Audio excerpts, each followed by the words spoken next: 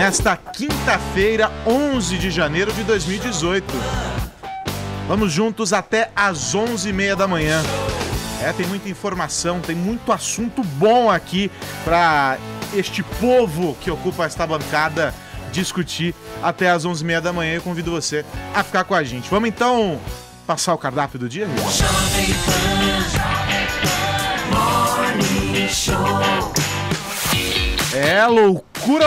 Loucura. Depois de participar do Domingão do Faustão, Luciano Huck diz que não é candidato a nada. Sigo de onde estou tentando ser uma voz potente, apoiando fortemente a tão necessária e esperada renovação política no Brasil.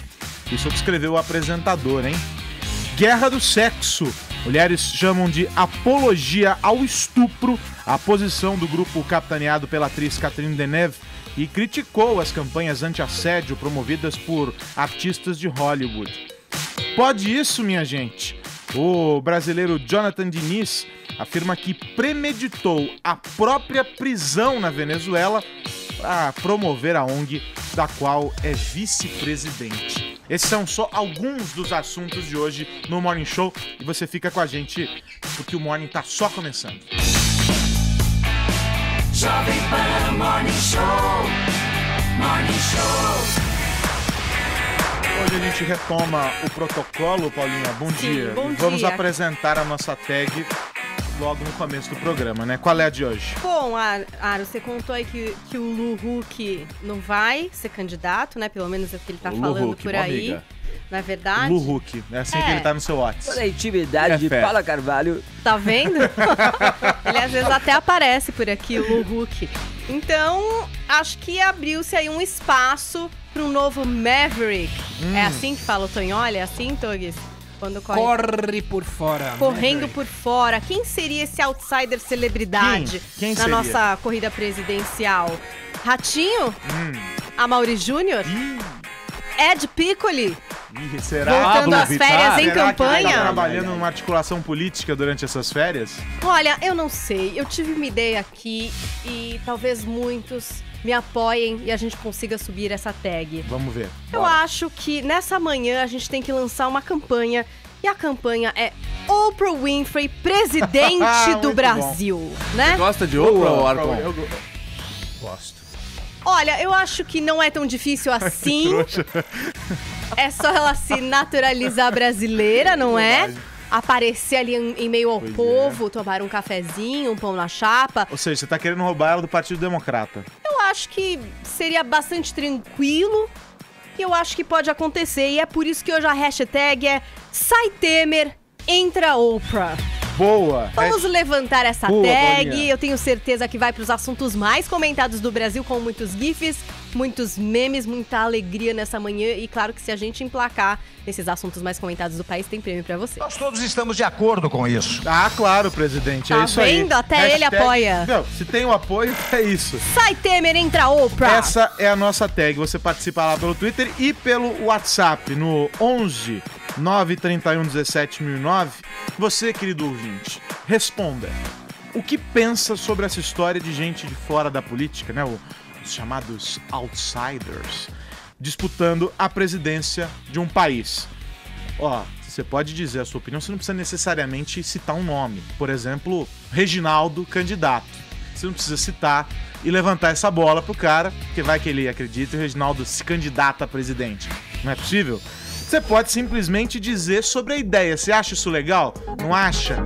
O cara precisa ter uma trajetória política para chegar à presidência ou não? O que você pensa sobre essa história? Tem vários nomes surgindo aí no noticiário. Manda mensagem pra cá, vídeo ou áudio, e diz pra gente o que você pensa sobre isso. Os outsiders na política. É bom ou não? Qual que é a tua opinião? 931 17 1009, esse é o WhatsApp aqui do Morning. E você sabe que para nos acompanhar, além do 100,9, você pode acessar o site da PAN, jovempanfm.com.br, pode acessar o nosso canal no YouTube, que é o youtube.com/morningshowjp, e claro, tem lá o nosso perfil no Facebook. Vamos juntos nessa próxima hora e meia. Jovem Pan Morning Show.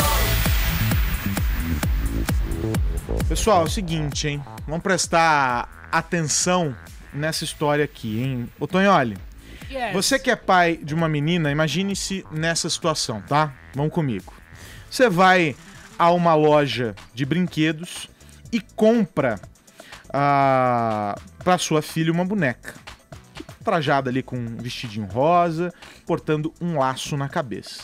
Aí vocês chegam em casa e quando abrem a caixa, que também é rosa, vocês descobrem que, em vez de vagina, essa boneca ostenta um diminuto pênis.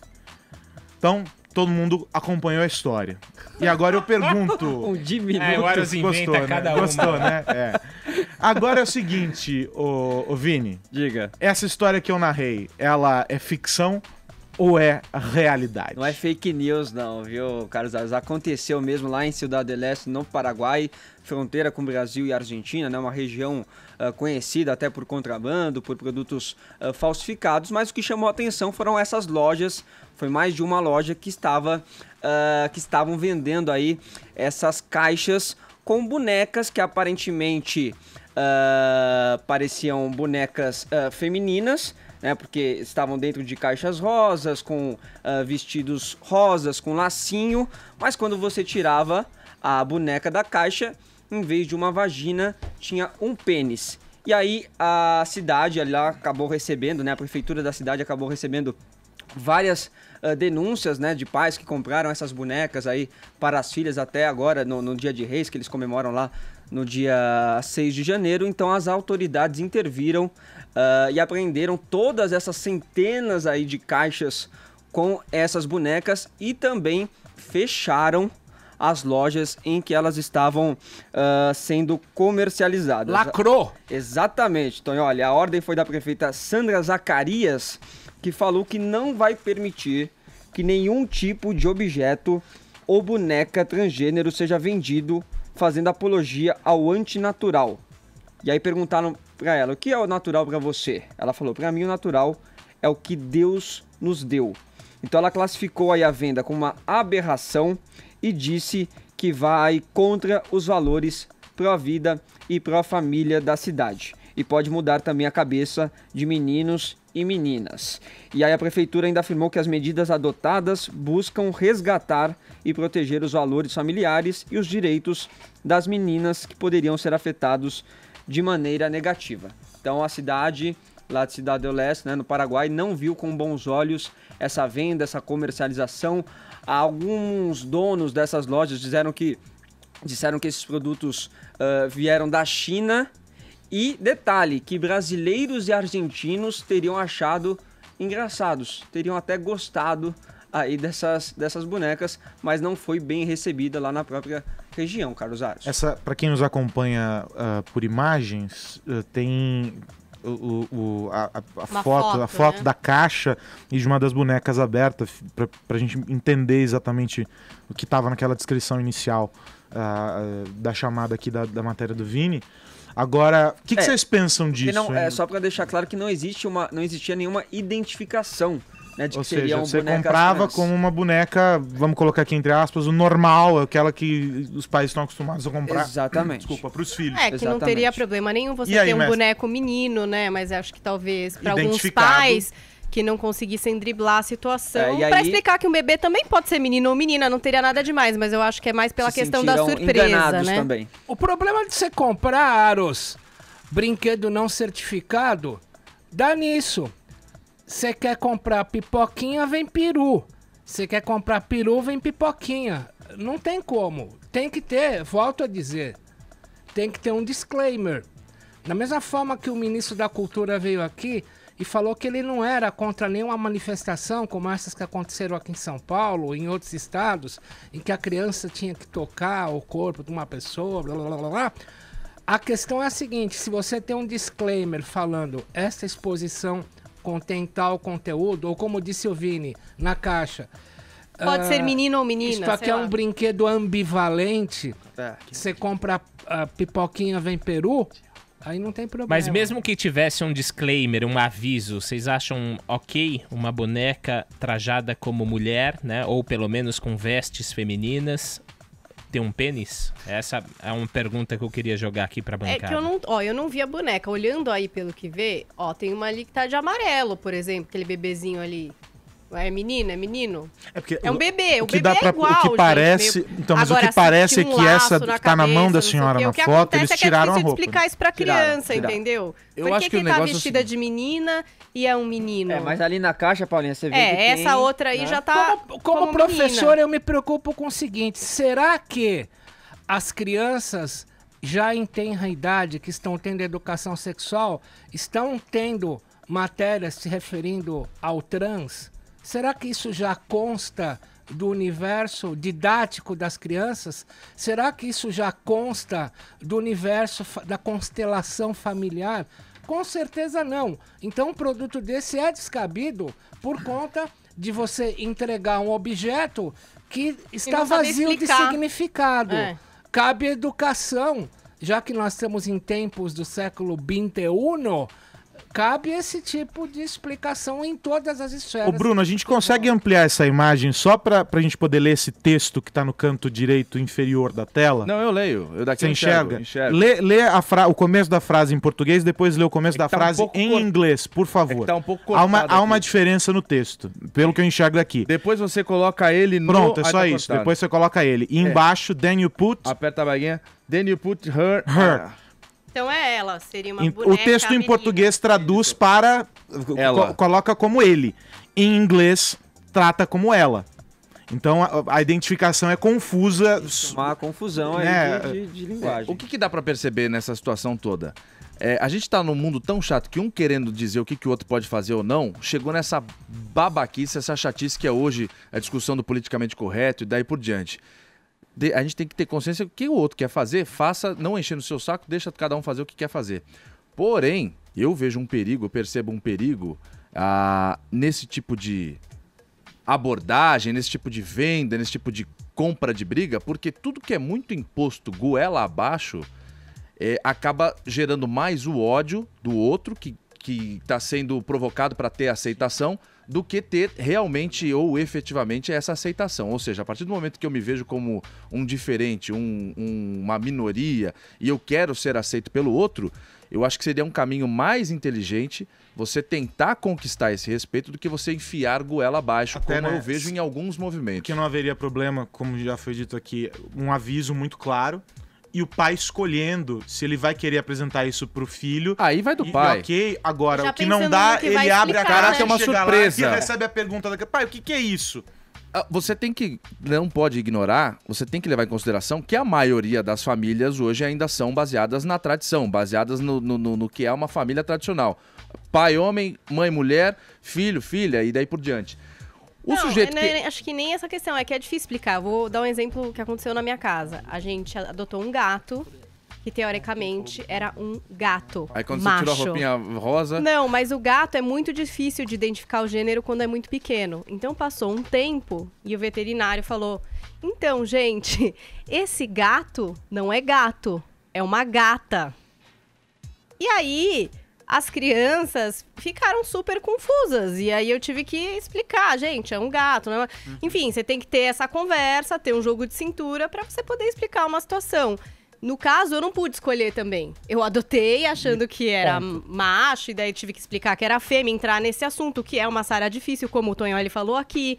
Não é uma coisa que tá sendo dita a todo momento na escola, que já é de senso comum. Então, é uma situação que o pai, no caso, se compra essa boneca, não pôde escolher se ele quer ou não falar sobre isso. Exatamente, aí ele chegou se em casa, a criança teve a tem ou não surpresa. maturidade pra já tratar do assunto. Então, é tipo uma Pode ser até surpresa... pior, né, Paulo? complicada, entendeu? É Cara, tipo cilada. Resumindo, vai tentando a força pra ver onde vai dar. Aí todo mundo pega bode, aí depois se faz de vídeo. Pô, vai no caminho certo, não vai goela abaixo, me engula. Caríssimo Ricardo Arcon, você que me perguntou, nós vivemos na era do tutorial. Tudo precisa ser explicado. Os portais colocam quaisquer comentários são de responsabilidade do autor. Você faz uma piadinha com alguém, tem que explicar. Olha, desculpa, eu estava brincando com você. Época mais chata, o século XXI entra na era do tutorial. Se você me explicar tudo, você tá ferrado e você é processado. Esse brinquedo precisava de um tutorial. Bom, vamos continuar com assuntos polêmicos e, vamos dizer assim, ainda na área sexual. Paulinha, ontem a gente falou aqui que um grupo de artistas e intelectuais franceses, que tem como líder aí a atriz Catherine Deneuve, lançou um manifesto contra o que é chamado por elas de denuncismo de assédios sexuais em Hollywood. Segundo esse documento, os homens devem ser livres para abordar as mulheres e não pode haver uma caça às bruxas que coloque em risco a liberdade sexual. Só que tem um novo capítulo nessa história, um contra-ataque. Explica pra gente essa história. Eu já tinha te falado, Aros, que ontem não eram todas as francesas que eram signatárias desse manifesto no Le Monde. As feministas já tinham se manifestado quando saiu o texto de que aquilo estava errado, né? Pelo ponto de vista delas. E agora é oficial, tem um outro manifesto que foi publicado como artigo no France Info, assinado por 30 feministas, que rebatem o que foi dito no manifesto, dizem que cada vez que os direitos das mulheres avançam, aparecem resistências. Aí identifica essas mulheres que assinaram o artigo do Le Monde como reincidentes na defesa de pederastas, isso é o que elas disseram também, hein? E que fazem apologia ao estupro e banalizam a violência sexual. Então essa foi a posição dessas 30 feministas que assinaram o contra-manifesto, digamos assim. E aqui no Brasil, a gente também tem tido diversas pessoas, diversas mulheres opinando a respeito do assunto. O Tonholi ontem citou a Danusa Leão no texto do Globo, que ontem realmente polemizou pra caramba, né? Muita gente comentando, entre as coisas que ela disse, que o Globo de Ouro pareceu um grande funeral, que as mulheres que estavam ali vestidas de preto se manifestando contra o assédio foram muito pouco paqueradas e provavelmente voltaram sozinhas para casa naquela noite de premiação. Aí ela diz que toda mulher deveria ser assediada pelo menos 3 vezes por semana para ser feliz. Enfim, fez um textão lá defendendo o que ela acredita. Foi muito criticada. Claro que sempre tem gente que também apoia, né, Aros? Claro. Quando a gente fala que foi muito criticada, eu não tô falando que 100% das pessoas criticaram. Tem gente que acha algum ponto aí em comum com a Danusa Leão, eu não sei. Boa. Quem é o cara que discorda também fica de boa. Agora o cara que discorda, o mala, esse que é o que se dá o trabalho de ir lá e comentar. Inclusive os netos da Danusa Leão, o fotógrafo João Weiner e a artista plástica Rita Weiner, se manifestaram pelas redes sociais com uma foto de uma pichação que diz: minha avó tá maluca. Então até eles se colocaram ali contra o que disse a avó. Enfim, é uma polêmica, né? A gente tá rindo, mas é complicado, né? Porque eu acho que também tem uma coisa aí que é de geração. O que a Danusa viveu, o que ela acha da vida, muito provavelmente não bate com o que os filhos, os netos principalmente, acham, vivem e entendem como certo, né? Acho que tem um choque de gerações, tem gente que acha absurdo, por exemplo, o Globo ter publicado a opinião dela. Eu já não acho. É importante o debate, a gente saber que ela, por exemplo, pensa isso. Claro. Até pra gente discutir o assunto.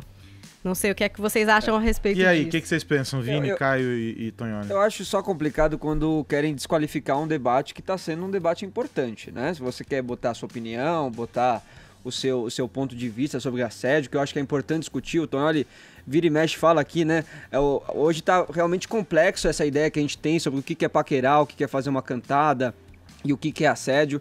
Então acho que é importante discutir. Agora você não pode desqualificar também o debate, senão você acaba reduzindo, né, denúncias que são sérias, denúncias que são graves e que realmente é preciso mudar a atuação de algumas pessoas importantes ali dentro do cenário, do cinema e todo o mercado de trabalho. Quando a Danusa coloca: toda mulher deveria ser assediada pelo menos 3 vezes por semana para ser feliz, pra mim, então, já desqualificou o texto dela, na verdade. Assim, eu já nem quero saber o que ela escreveu. Isso é o meu ponto de vista, entendeu? Exato. Então, não sei até que ponto só dizer que é argumentar aqui na argumentação dela é desqualificar o que tá acontecendo. Porque, na verdade, pra mim, o que desqualifica ela e o texto dela, entendeu? Aí, a opinião dela.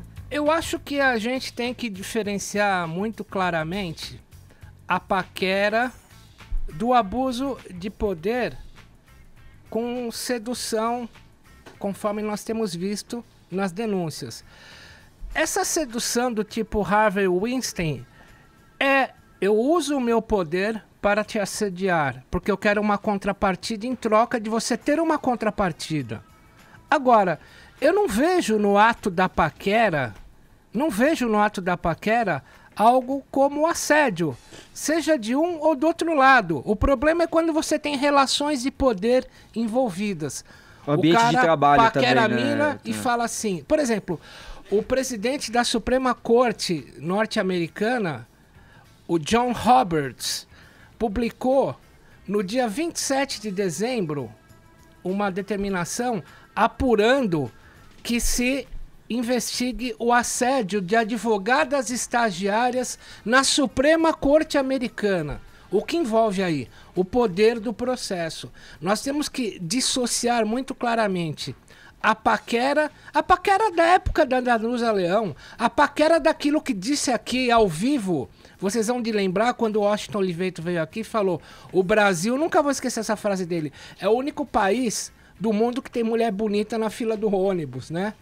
Esse é o espírito da paquera. Agora, volto a dizer, quando a paquera está revestida do uso de poder para obter vantagens sexuais em troca de você ter favores no trabalho ou subida na escala hierárquica do trabalho, aí é outro problema. A hora que a gente diferenciar uma coisa da outra, acho que a discussão vai ficar mais clara. O problema é que tem se colocado tudo no mesmo bolo, né? E virou uma coisa, em alguns casos, que é também preocupante, que se coloca o homem contra a mulher contra o homem, e não se fala sobre respeito, se fala sobre antagonismo, se fala sobre olhar para direções opostas, como se os dois não pudessem ocupar o mesmo espaço, não pudesse haver uma convivência, e se começa a pregar um afastamento, sabe? É quase que um revanchismo, algo que não deveria existir. Não se fala sobre respeito, se reforça todo o tempo as diferenças e não os momentos em que há uma convergência, e a convivência é necessária para que em qualquer âmbito, seja uma amizade comum, profissional, né? Um respeito e as discussões... o senso comum, mas o senso comum é muito subjetivo, né? Bizarro, e aí é assustador você lê o que algumas pessoas escrevem, e você fala, poxa, mas espera aí, a gente tá travando o quê? Uma guerra, uma cruzada entre homens e mulheres? É um troço meio complicado, né? Tem uma coisa que a gente lembra das velhas épocas do Nelson Rodrigues. Vocês sabem que o Freud tinha aquele conceito que ele falava que a sexualidade infantil ele chamava de perversidade polimorfa. O que é polimorfa? Várias formas. Então, a criança tem prazer em chupar o próprio pezinho, chupar o dedinho, etc. Tanto que quando ele encontrava com o psicanalista Eduardo Mascarenhas, ele tirava um sarro e falava: como vai essa perversidade polimorfa? A perversidade polimorfa, quando vem a educação na vida das pessoas, ela evolui para um erotismo diluído. O erotismo diluído, ele passa por várias coisas: códigos de comportamento, gestos de corpo, olhares, palavras sussurradas, pequenas brincadeirinhas. Isso evolui para paquera. O erotismo, ele tem vários graus. Um dos graus do erotismo é a paquera. Agora, é óbvio, não estamos falando do modelo Harvey Weinstein, ou Weinstein, lá sei eu como se pronuncia Caríssimo Franco Neto. A questão é a seguinte: isto está, como o Aros muito bem disse, está afastando o caráter erótico que envolve muitas relações sociais. Eu não sei onde vai dar essa discussão, mas eu acho importante que tenha tido um contra-ataque à colocação da Catherine Deneuve de que nós vivemos um novo puritanismo. Eu achei super válido, para dizer assim, que ela coloque que nós estamos vivendo uma febre puritanista e de politicamente correto, justamente na era Trump. Dá para acreditar nisso? Eu acho que as coisas vêm juntas, é um zeitgeist, é um espírito de época. Agora, que isto tende, como muito bem disse o Aros, a afastar as relações entre homens e mulheres e trans, não tenho a mínima dúvida. Volto a dizer, estamos vivendo na era do tutorial. Daqui a pouco o cara vai falar: olha, eu vou te dar uma olhadinha assim, de esguelha, mas não é paquera não, tá? É só um erotismo básico. Vai ter que fazer um tutorial no dia a dia. O que é isso, meu Deus? Bom, vamos girar o assunto. O brasileiro Jonathan Diniz, que ficou preso por 11 dias na Venezuela, a gente falou sobre esse assunto aqui, sob a acusação de ter ligação com uma organização criminosa, revelou em um vídeo que foi compartilhado ontem algo muito, mas muito surpreendente, hein, Caio? Eu vou só retomar essa história, só para quem não se lembra e tal, e a gente vai já pro capítulo de hoje. No dia... Que dia que foi? Dia 27 de dezembro, o número 2 do chavismo lá na Venezuela, Diosdado Cabello, ele anunciou a prisão do Jonathan Moisés Diniz, brasileiro que tem 31 anos, foi preso na Venezuela porque, segundo o chavismo, o chavista, aliás, o brasileiro ele estava agindo em prol de algumas organizações criminosas, ele estava lá na Venezuela para badernar e tal, usando a desculpa de que estava à frente de uma organização não governamental, de uma ONG.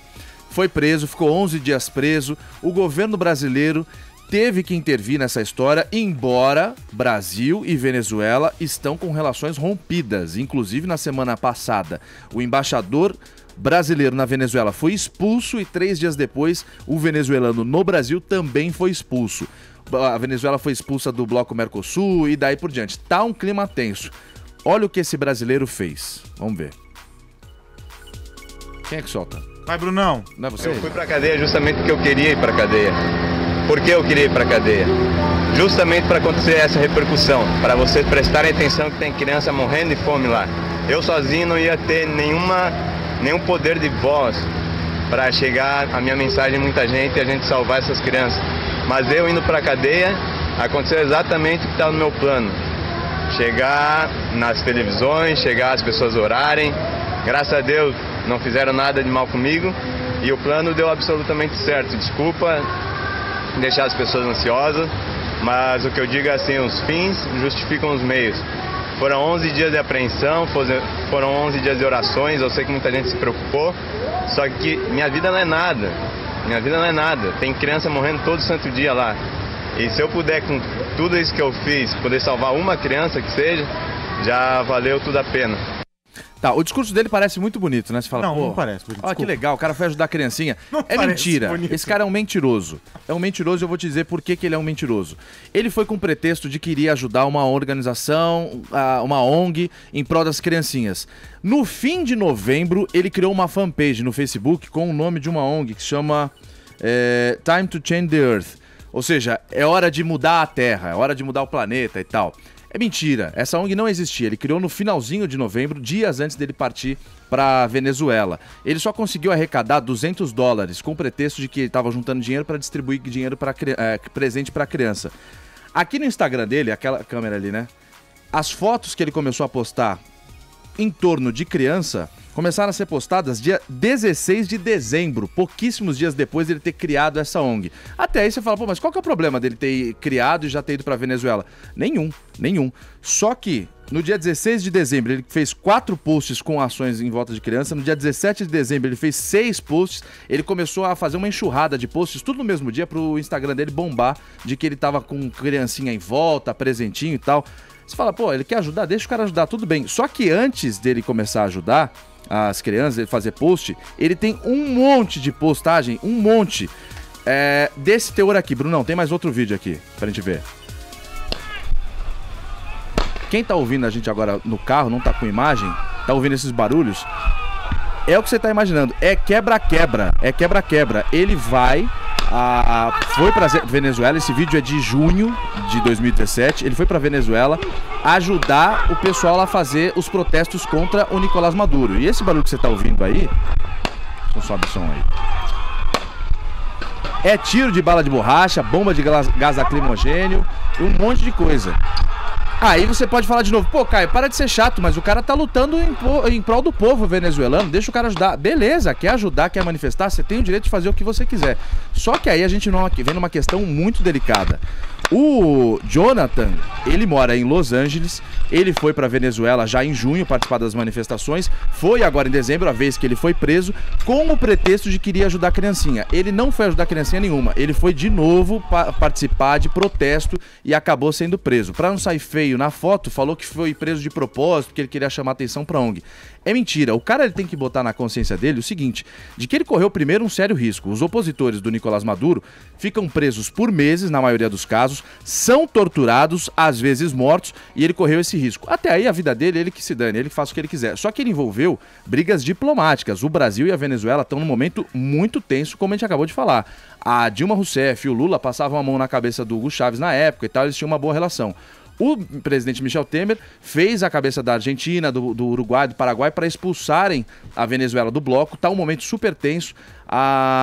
Além disso, os embaixadores foram expulsos dos países. O cara envolveu briga diplomática feia.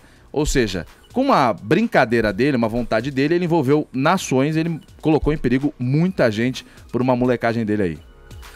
Eu adorei a atitude desse cara. Adorei. Adorei.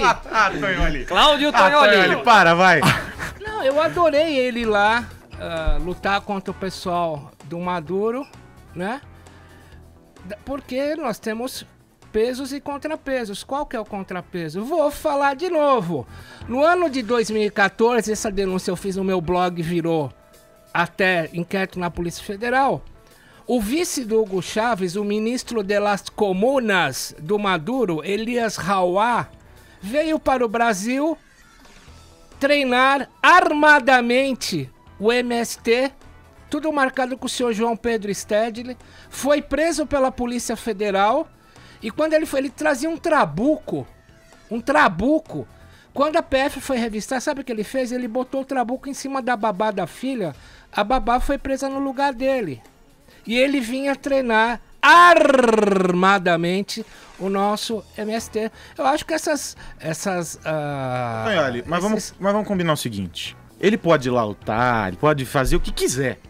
Só que é o seguinte, vai e faz, amigo, ó, PT saudações. O cara mobilizou Deus e o mundo.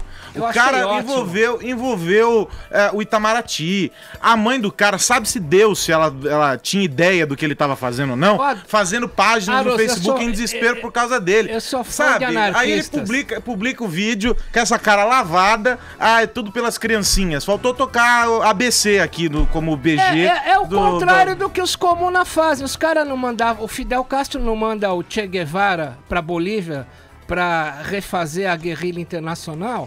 Nós fizemos o contrário, mandamos um cara pra lá, ainda que ele foi de vontade própria, pra combater o Maduro. Eu achei ótimo. Nesse mundo de coxinha e de tucano de punho de cambraia, eu acho ótimo iniciativas individuais, anarquistas, não vinculadas a partidos e que queiram expor a nu esse tipo de sandice que o senhor Maduro tá fazendo. Apoio esse cara como eu apoio todo anarquista não partidário. O que é a nêmesis é o contrário de um mundo de burocratas e de tucanos de punhos de cambraia. E mas isso foi o que eu falei. O cara quer lutar pelas causas dele, tu também dou total apoio. Vai que faça.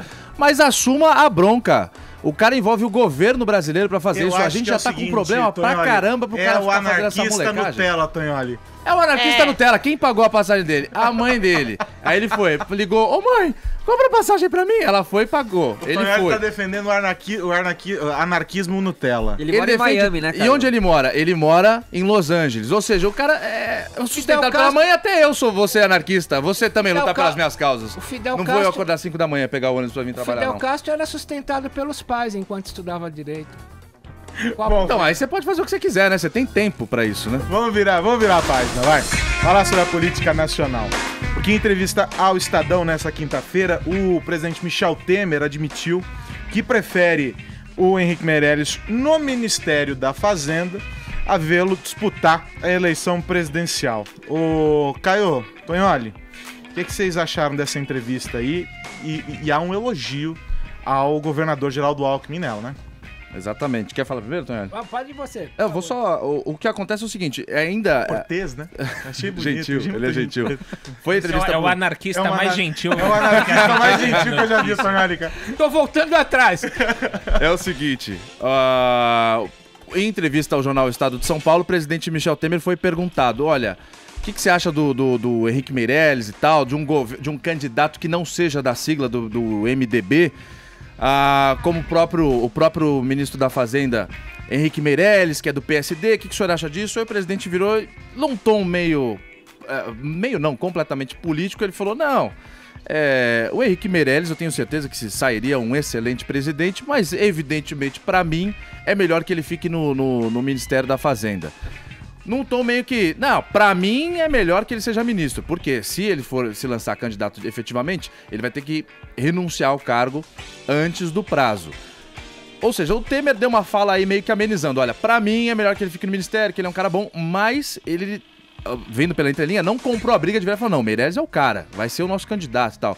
Ele lavou as mãos, isso pode criar um mal-estar, assim como ele elogiou o Alckmin, porque ele tem interesses no Alckmin, em tudo que o Alckmin pode trazer pelo PSDB, votos na reforma da Previdência. Essa é a questão.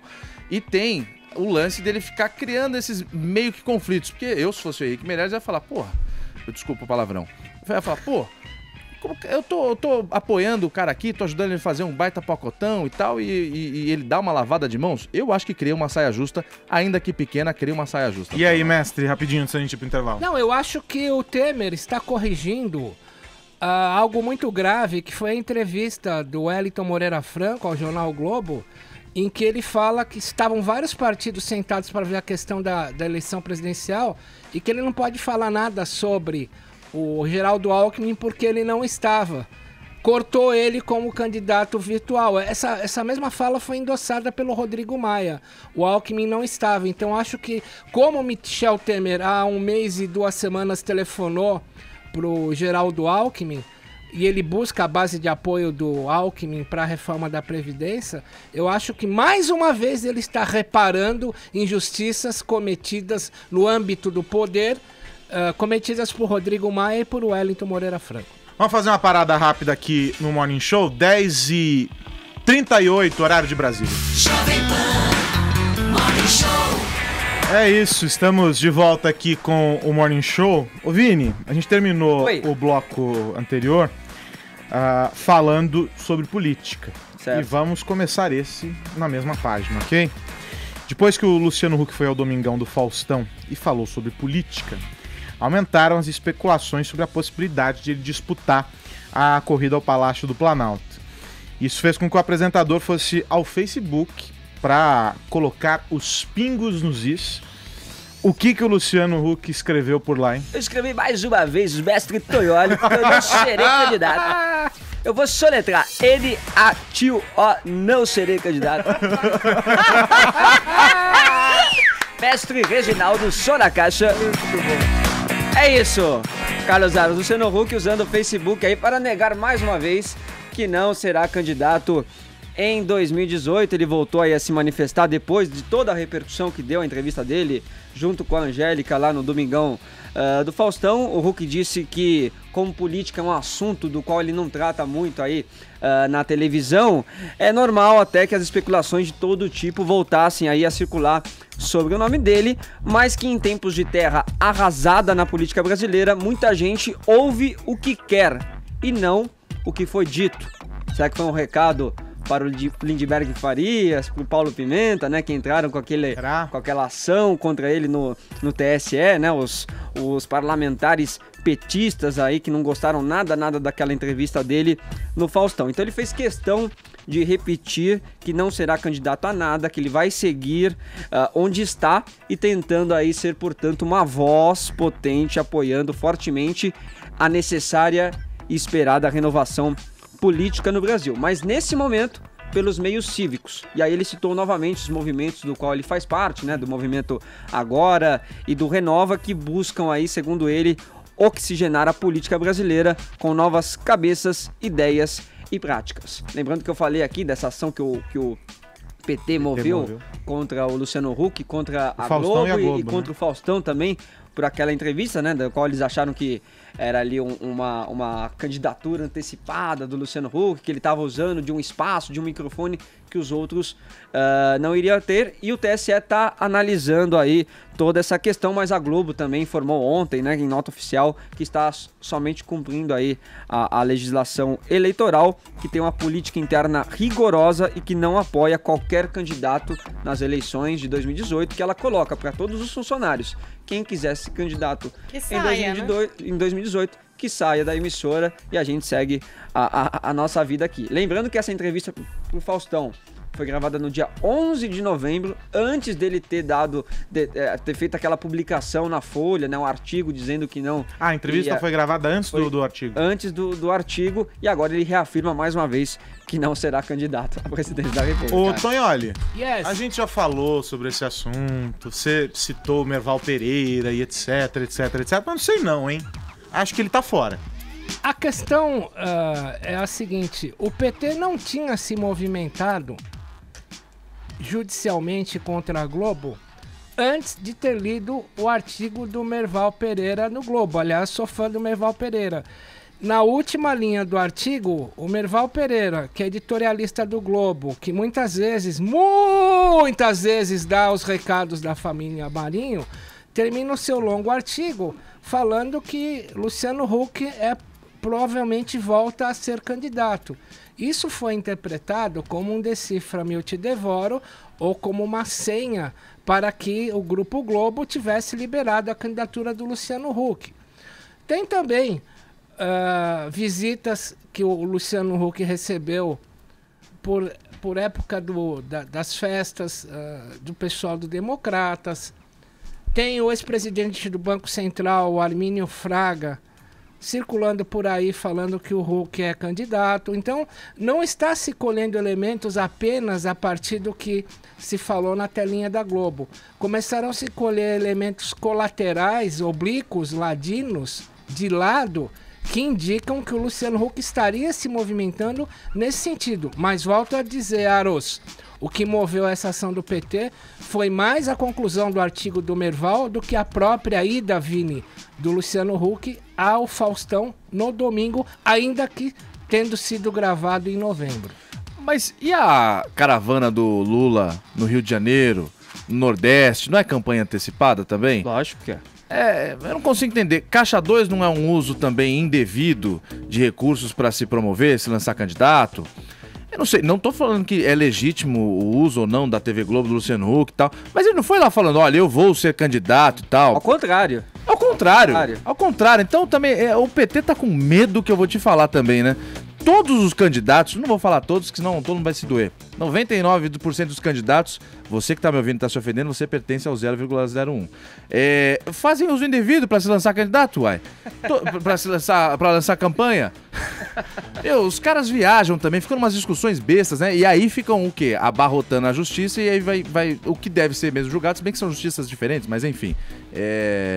Tô falando demais, Carlos. Vai você. Vamos virar a página aqui, ó. Nossa, é a primeira vez que eu vejo a própria pessoa... Desistir do comentário. Ele abortou o microfone. Parece o Huck desistindo. Chegamos num nível de diplomacia inesperado. Mas nesse programa. Eu sou muito educado. Olha, obrigado bom, pela educação. É o seguinte, vamos virar a página, vai.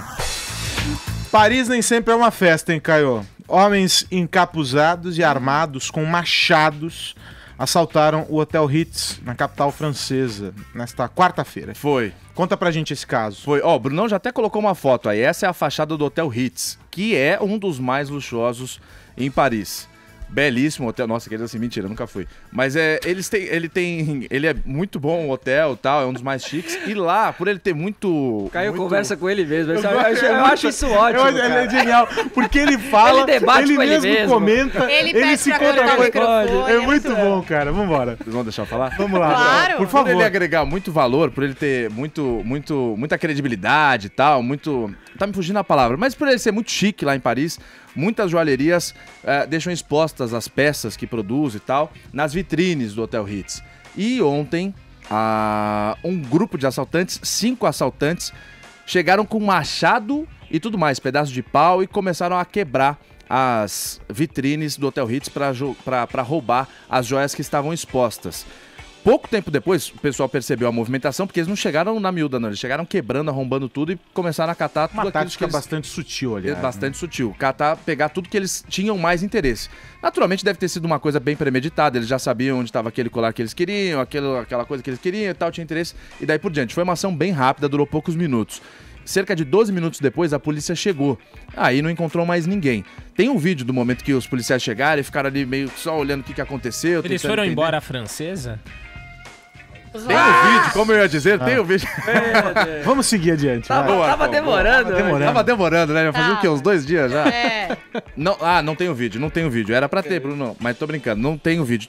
Mas também o vídeo não mostrava muita coisa, era mais pra mostrar a movimentação da polícia ali em frente à porta do Hotel Ritz, uma das portas com os vidros quebrados no chão e tal. O roubo foi grande, 10 milhões de euros em joias ali no Hotel Ritz, isso ontem de manhã. 10 milhões e meio. 10 milhões de euros. Você lembra quando a Kim Kardashian foi assaltada? Eu lembro. Também em Paris. Foi. Num esquema pesado, armado. Foi ano 9 passado, milhões 2016? Foi. Ano passado foi 2017. Não, falei, foi ano foi passado ou 2016? Foi em outubro de 2016. Os caras entraram lá numa residência que estava alugada, que é um esquema meio quase que de hotel, assim.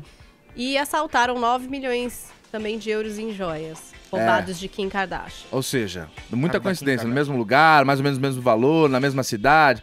Bom, mas enfim, 5 pessoas participaram. A polícia disse que conseguiu prender 3. Capturaram na quarta-feira mesmo. 3 homens e 2 continuam foragidos que participaram desse roubo. Essas são as informações. O pessoal tá bastante preocupado agora de se hospedar no Ritz. Carlos Aires que tá saindo de férias. Não, já cancelei minha reserva. Cancelou, É o seguinte, vamos continuar na nossa página internacional, que é um caso polêmico e com muitos desdobramentos, né, Paulinha? Um dos primeiros jornalistas a investigar o produtor americano Harvey Weinstein, o Ronan Farrow, que é filho do Woody Allen, né, disse numa entrevista que foi ameaçado após expor esses casos de assédio sexual. Conta pra gente os detalhes dessa história que vem ganhando contornos cada vez mais bizarros, né, Paulinha? Entrevistar o The Hollywood Reporter, o Ronan Farrow, que foi um dos primeiros a lançar artigo com depoimento das atrizes, né, contando aí o que teria acontecido nos bastidores desses episódios de assédio com Harvey Weinstein. Ele disse que à medida que ele ia investigando esses acontecimentos e se aprofundando nas histórias, ele começou a receber muitas ligações ameaçadoras e começou a ser seguido também pelas ruas. E que isso chegou a um ponto dele ter que deixar o apartamento dele, onde ele morava em Nova York, por medo mesmo de acontecer alguma coisa. E aí você fala, nossa, será que esse cara tem uma mania de perseguição? Será que chegou a esse ponto?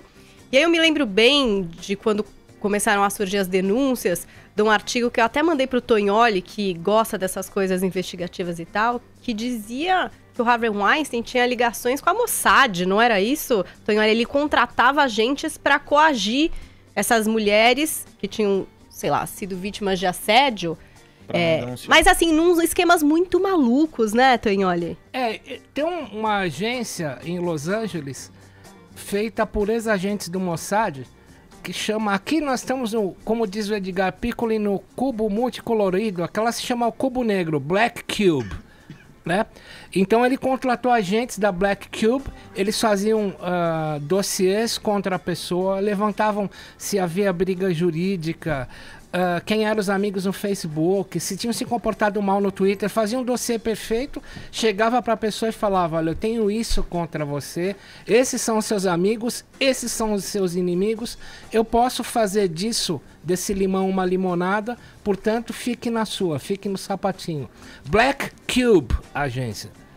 Então, e chegava ao cúmulo de mandar agentes disfarçados para fazer abordagens, por exemplo, às mulheres, e meio que ver até que ponto aquela mulher chegaria, se ela realmente faria uma denúncia, ou se ela, enfim, ficaria ali às escuras. Uma coisa muito maluca mesmo, coisa de filme, né? Então eu não acho que isso aqui seja mentira, não. Tem muita margem para que isso realmente possa ter acontecido. Qual é a situação do Harvey Weinstein hoje? Ele tá sendo, enfim, evidentemente investigado por esses casos todos, tá fora do mercado, investigado, mas tá exatamente. Solto. Ele tá numa clínica de reabilitação para vício em sexo, né? Essa até foi a última informação que a gente deu aqui no Morning, e é isso que está acontecendo. São mais de 60 mulheres que denunciaram Harvey Weinstein, isso está sendo investigado, e ele segue em tratamento para o que ele chama de vício em sexo. E aconteceu um episódio que a gente está assistindo agora as imagens aí, em um restaurante que ele foi junto com um coach, que seria um cara que está ajudando ele nessa reabilitação. Então, nesse restaurante que chama Elements em Scottsdale, e ele foi jantar ali. Parece que um cara se aproximou dele, pediu teoricamente para tirar meio uma selfie, e aí o Harvey Weinstein disse que não, se levantou, estava saindo. tomou 2 tapas na cara aí desse cara, que disse o seguinte: você é um pelo que fez com aquelas mulheres, né? Isso foi filmado, o TMZ, que é o FBI das celebridades, exibiu o vídeo. O Harvey Weinstein não quis chamar a polícia, fazer nenhum tipo de... Enfim, ficou por isso mesmo, digamos assim, Aros. Ô, Paulinha, ele já tá sendo julgado. Todas as denúncias estão sendo investigadas, né? É o seguinte, é errado também o cara chegar lá e dar tapa na cara e tal. Calma, né? Você é justiceiro agora? A diferença da justiça e do justiçamento. Tem que esperar o cara ser condenado, aí você fala, pô, o cara realmente é um sujo. Só que agora eu vejo uma diferença muito grande, né, entre pobre e rico. O pobre, se faz uma coisa dessas, é um tarado, é um criminoso. O rico, não, ele tem uma doença, ele é um maníaco sexual. Essa foi a saída de muitas dessas pessoas, né? O pobre, se rouba, é ladrão, é vagabundo. Se o rico rouba, não, ele tem cleptomania, ele... Coitado, ele sofre de um distúrbio. Ah, vá dormir também, né? Vá dormir também. Caio Antibes. Parecendo Não, Caio Antibes não. Eu tô falando que os ricos gostam de falar, né? O que fazem besteira. Isso é a síndrome de Blanca Blanco. É vermelho por dentro. Aí, mas a gente... eu demorei um pouco pra pegar, mas agora eu peguei. Agora... Não, mas não era... Eu não tô falando nada. Eu tô brincando com não é isso? Você quer que ele explique a piada? A gente Explica falou... pra mim que eu não entendi, por favor. A gente falou aqui... A gente falou do Ronan Farrow, que é o filho do Woody Allen, mas muito se falou também do Woody Allen com o Globo de Ouro, né? Com a passagem, porque o Woody Allen também é envolvido em denúncias, teoricamente. Ele teria abusado da filha adotiva dele com a Mia Farrow, que é a Dylan Farrow, né? E ela também falou depois do Globo de Ouro a respeito disso e apontou dedos, inclusive, para celebridades que apoiaram a causa Time's Up, mas fizeram filmes com o Woody Allen, como Justin Timberlake, a Blake Lively, né, doaram dinheiro para essa luta, mas não reconhecem as denúncias dela como verdadeiras e continuam aí compactuando e participando dos projetos do Woody Allen. Essa é uma discussão engraçada, a gente até passou por ela rapidamente dias atrás e acho que ontem à tarde, não sei se eu cheguei a mandar para você, acho que não, Paulinho, um artigo do El País, eu não sei se foi traduzido para o El País Brasil, em que a provocação do título do artigo era justamente essa. A genialidade do cara, ela pode servir como uma máscara, você consegue simplesmente isolar essas duas frentes, ou seja, o que ele faz pessoa física, vamos dizer assim, e o que ele faz enquanto ele tá lá como profissional, o cara é gênio. E no caso do Woody Allen, teve a história também de ser revelado vários roteiros, enfim, do acervo do Woody Allen. Mas foi uma doação dele, né? Exato, e aí ele foi identificado ali como misógino, né, como obcecado por mulheres jovens. Então, assim, onde que tá essa linha? Será que ele é um maluco na vida pessoal e transcreve isso pro trabalho? Ou ele exerce uma criatividade na vida como roteirista? E isso tem que também ter espaço, entendeu? Se a gente for chegar nessa situação, caras como o Woody Allen, como o Polanski... é isso que defendem as francesas aí. Lembra que eu falei ontem, foi ontem mesmo. Que era um ponto onde eu ficava meio assim, porque... E aí, Polanski, vamos ignorar? Vamos queimar tudo que aconteceu? Porque realmente ele está envolvido em... Acho que são 4 denúncias hoje contra o Polanski, inclusive com menores de idade drogadas. Sim. Então, quer dizer, o que a gente vai fazer com os trabalhos desse cara? O que a gente vai fazer com os filmes do Woody Allen?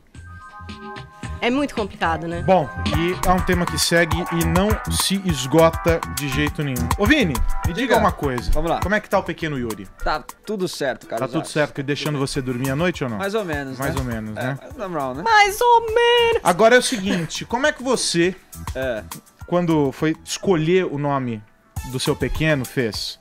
Você fez um sorteio?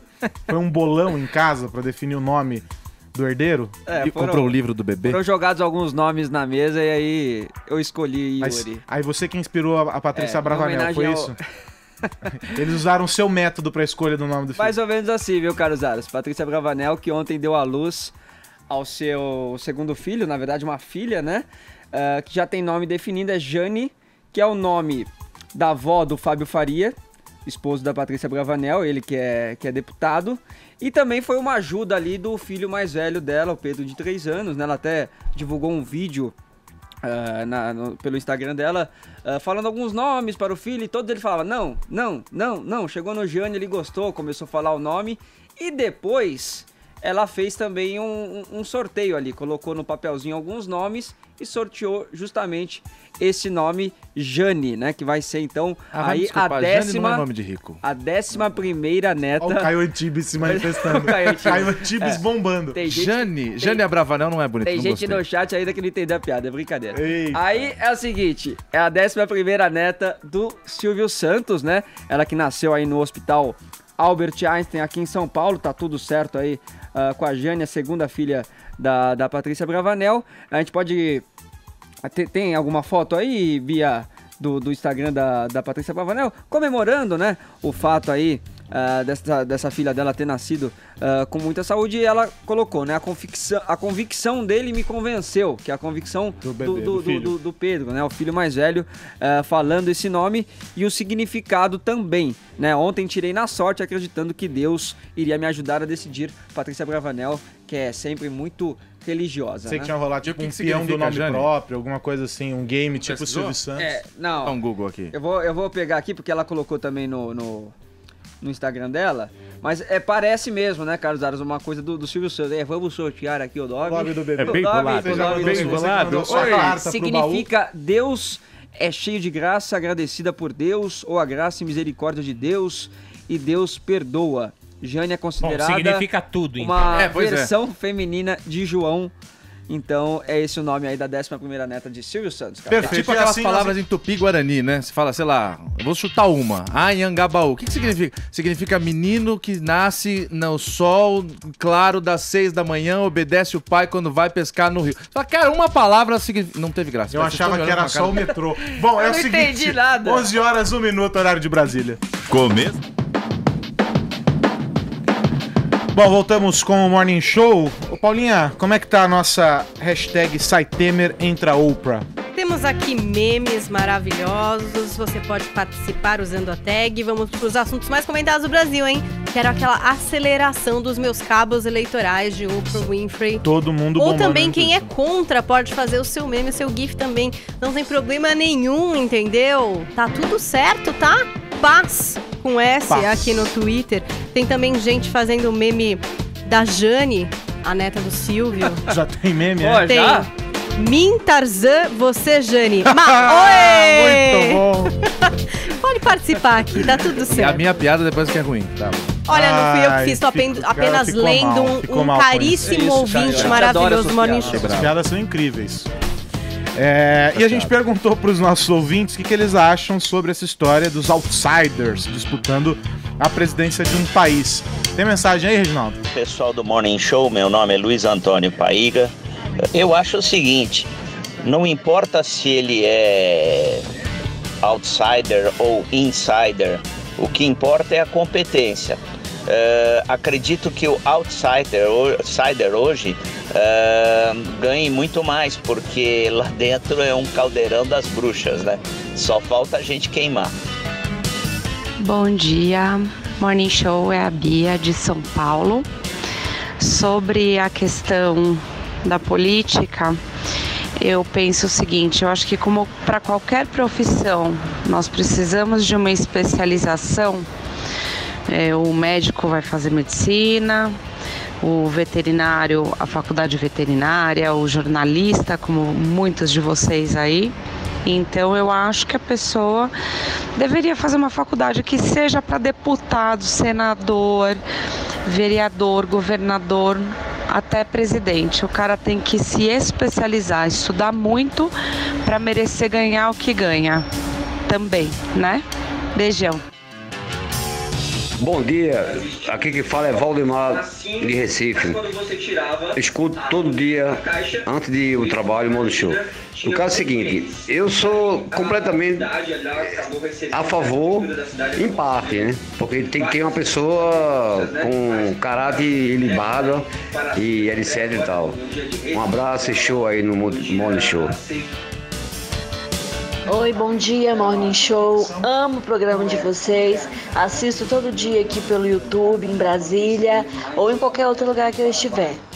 Bom, eu acho que é possível sim essas pessoas fora da política quererem participar, na parte de educar as pessoas, fazerem uso das mídias para isso, mas eu acho que para eles se candidatarem, eles têm que estar no meio da política, porque a política é uma ciência, não é à toa que política é uma ciência, tem que saber trabalhar com ela, né? Então, se a pessoa não é político, com certeza ela não vai se dar bem lá. O que você ia falar sobre isso, Tonholi? Não, porque o New York Times tá dando, curiosamente, uma reportagem mostrando que pessoas fora da política podem se dar bem.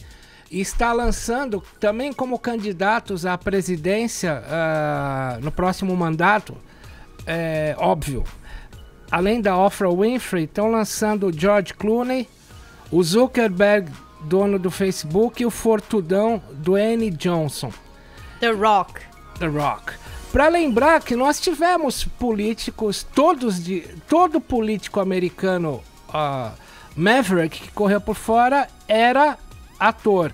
Vamos lembrar o Ronald Reagan, que foi governador da Califórnia. Vamos lembrar o Arnold Schwarzenegger, que foi governador da Califórnia.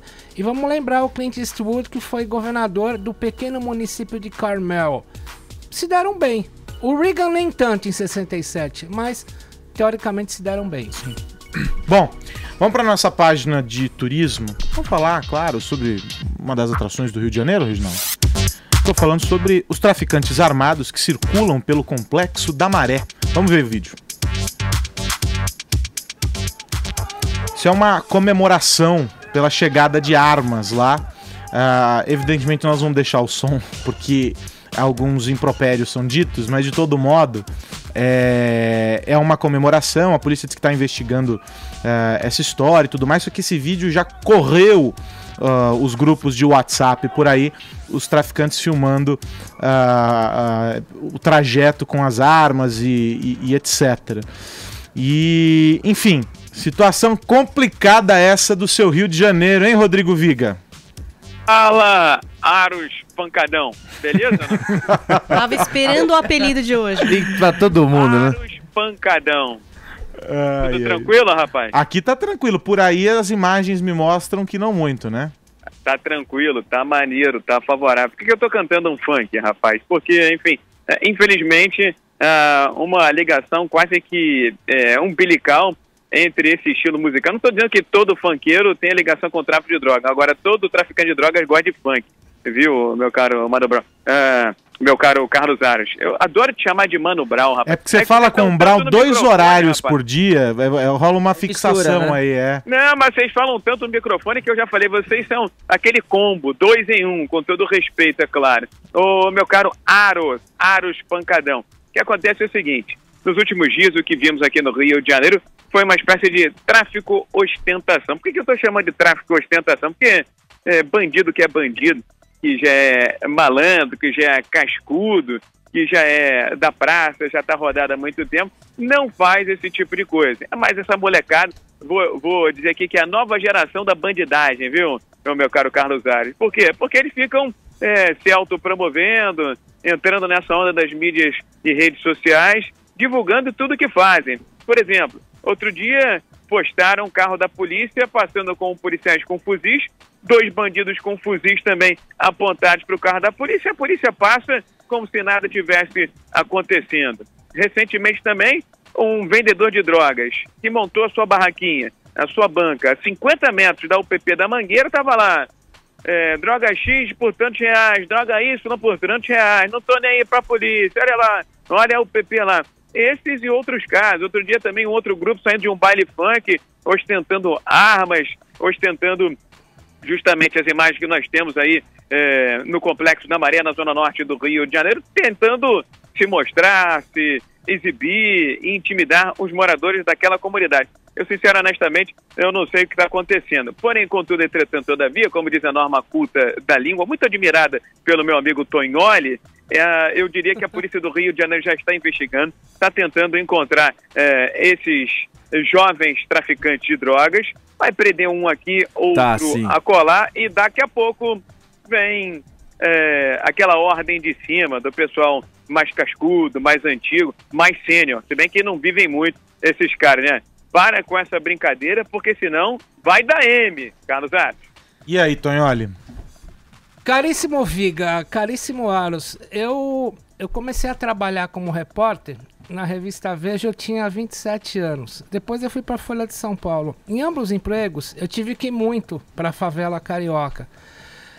Hoje eu tô com 54, o dobro. Eu tô vendo... Tá novo ainda, tá um menino ainda. Olha, Viga, eu tô vendo as mesmas cenas que eu via quando eu tinha metade da minha idade.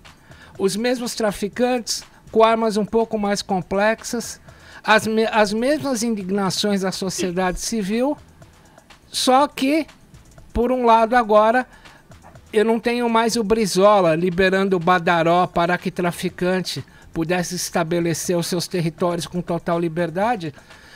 Eu encontrei agora, não é, Viga, um concorrente desses caras que é o Sérgio Cabral. A gente não sabe quem rouba mais.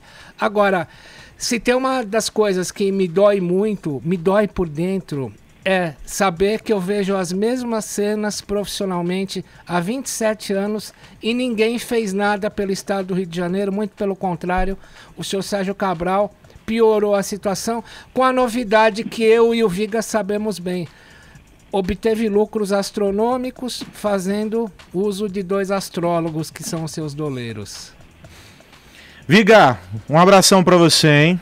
Ô, Aros Pesadão, só pra lembrar... Aros Pesadão... Eu acho que esse é o único... Não pode pegar mal. Olha, eu não vou nem comentar. Mas tudo bem, vamos falar assim, Aros... Ele mexe e treme o bumbum, ele mexe Deus e treme o do bumbum. céu. Vamos com a informação que você tá só piorando. Meu Deus. Já são... Sabe que ele é o colecionador, o nome do filme do Cabral, né? Como disse o Tonholi, o colecionador. Já virou réu em 20 processos, 87 anos nas costas em 4 condenações. Esse, Tonholi, o GM ainda não teve coragem de soltar, hein, Tonholi? Olha, você sabe, viu, Viga, acho que as críticas ao Gilmar Mendes estão ficando mais levinhas. Antigamente falavam, bandido, não sei o que, agora estão falando arroz soltinho, faz arroz. Tá se tornando mais leve, né? O pessoal tá pegando mais leve. Vamos ver depois do dia 24 qual vai ser a atitude. Um abração, Viga, até mais. Grande abraço. Bom, é o seguinte, vamos falar de um assunto que tá mobilizando o noticiário. Acho que é uma informação de extrema importância e que envolve a Rainha Xuxa. Tá fazendo mudanças, repensou a vida dela em 2018, Vini? Vai doar todo o dinheiro dela? Uma nova vida, Carlos Aros. Agora junto com o namorado, né, o Juno. Eles entraram aí para o vegetarianismo. O Juno anunciou isso pelo Instagram dele, divulgou ali a foto de 2 pratos, né? Arroz integral, alface, tomate, vagem, banana. Aí o Caio vai falar, e aquele hambúrguer ali? Calma, Caio. É o hambúrguer de grão de bico, né? E ele diz até que a Xuxa já estava mais adiantada, né? Nessa questão, nesse novo estilo de vida. Mas agora os dois estão aí aderindo a essa prática que, segundo o Juno, é uma prática mais saudável, onde nenhum coração terá que deixar de bater para que eles possam se alimentar, né? Então ele diz, não haverá sangue, medo, dor e nem remorso nas nossas refeições. E a partir de agora, a gente vai se alimentar com amor e respeito aos animais. Aí o Caio vai falar, mas comeu carne durante 50 anos e agora vai virar vegetariano. Eu não falei, mas eu pensei. Tá vendo? Eu te conheço. Aí o Júlio falou que eles reconhecem essa culpa por compactuar com esse hábito cruel e egoísta. Mas que nunca é tarde, Caio, para dar o primeiro passo, para se tornar melhor e quem sabe um dia serem dignos de serem chamados de seres humanos. Nossa, que bonito. Eu tô tocado aqui, tô chorando. Gostou? Lindo. E eu sempre fiquei também, né, pensando um dia, né, pô, será que eu me torno vegano também? Acho que esse negócio da Xuxa me inspirou, mas tem um comercial também que me inspira muito a aderir a essa prática. Vamos assistir? Vamos assistir. Você quer levar uma vida saudável, alto astral? Você devia parar com a carne. A carne tira toda aquela energia que está dentro da gente. Você perde aquele brilho, aquele apetite, a leveza. Minha dieta à base de germe de trigo, caroço de mamão e chuchu me transformou em outra pessoa, muito mais evoluída. Não sinto a menor falta da carne. Esplanada Grill. Bom, aí é o vídeo da churrascaria, né? Fazendo uma brincadeira aí com um cara um pouco um pouco anêmico, né? Falando que ele vive uma vida vegetariana. Mas o fato é que agora a Xuxa e o Juno são veganos, Carlos Aros. Uma notícia realmente transformadora. A gente pode discutir durante o almoço hoje na churrascaria, Vini. Bom, é o seguinte. Vamos fazer uma parada aqui no Morning Show. 11 horas e 20 minutos. Vamos falar sobre cinema, Paula Carvalho? Vamos, querido. O que tem entre as estreias do dia aí que você destaca para os nossos ouvintes? Olha, vamos começar por uma animação, já que a criançada está em férias, né? E procurando atividades. Os pais desesperados. Os pais estão desesperados. Então você pode conseguir cerca de 2 horas de paz, levando os pequenos para assistir o Touro Ferdinando. E esse filme tem um ingrediente muito brasileiro, porque ele é do Carlos Saldanha, que é o mesmo responsável por Era do Gelo e Rio, que são ótimos desenhos, né? E a história do Touro Ferdinando, você vai falar, gente, eu já ouvi falar na história desse touro que não quer participar de tourada e quer ser fofo nessa vida, quer viver do diboísmo. E pode ser que você realmente já tenha cruzado com essa história, porque o desenho é baseado num livro lançado em 1936 e que traz aí esse protagonista pacifista. Que maravilhoso seria se todos quisessem ficar em paz como o Touro Ferdinando, uma das estreias de hoje. Aliás, o trailer é bem legal, é musicado por Castle on the Hill, do Ed Sheeran, então a trilha sonora também está garantida para vocês. A estreia mais parruda, digamos assim, para quem gosta de cinema, é o filme O Destino de uma Nação, que traz como protagonista o Gary Oldman, que foi o vencedor do Globo de Ouro de melhor ator. Ele que está bastante reconhecível nesse filme e que interpreta o primeiro-ministro da Grã-Bretanha, o Winston Churchill.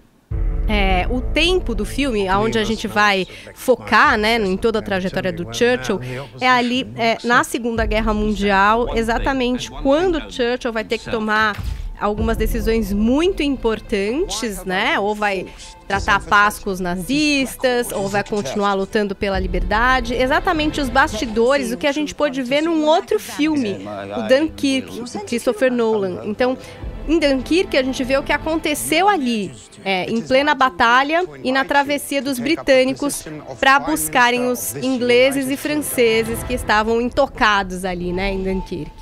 Agora a gente vai ver o que é que aconteceu com o Churchill, como ele tomou as decisões que culminaram com a retirada desses ingleses e num dos episódios de guerra mais contraditórios, né? Dizem que ali a Alemanha poderia ter ganho a guerra, né? Se tivesse acabado com aquele exército, enfim.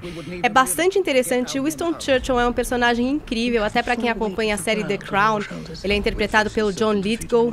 Até tô para ver essa comparação Gary Oldman e John Lithgow, porque é um personagem incrível, de discursos muito fortes, então acho que é uma boa oportunidade para você se divertir no cinema com esse filme do diretor Joe Wright. E aí a gente tem uma outra estreia, um pouco mais leve, pop, claro. A respeito desse filme, Paulinha, eu li ontem uma crítica dizendo que, diferente de outros filmes, quando a gente escolhe personagens assim tão emblemáticos e tudo mais, não rola um endeusamento dele, que ele tá num outro...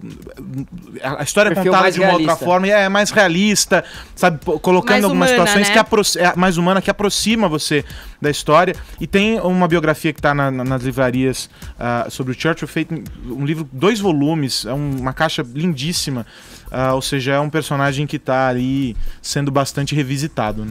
E aí a gente tem O Estrangeiro, uma pegada mais pop, um filme protagonizado pelo Jackie Chan e o Pierce Brosnan.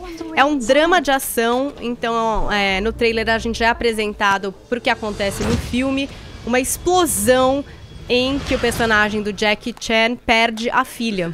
E ele fica muito obcecado com essa história, ele quer descobrir quem é que assassinou a sua filha, quem é o responsável por essa bomba.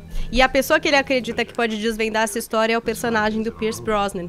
Então ele passa a pressionar esse cara com algumas técnicas que, como você pode imaginar, incluem lutas marciais e esse tipo de coisa, para que o cara consiga ajudá-lo a descobrir quem foram os responsáveis por essa bomba que matou a sua filha. Então, O Estrangeiro também nos cinemas hoje.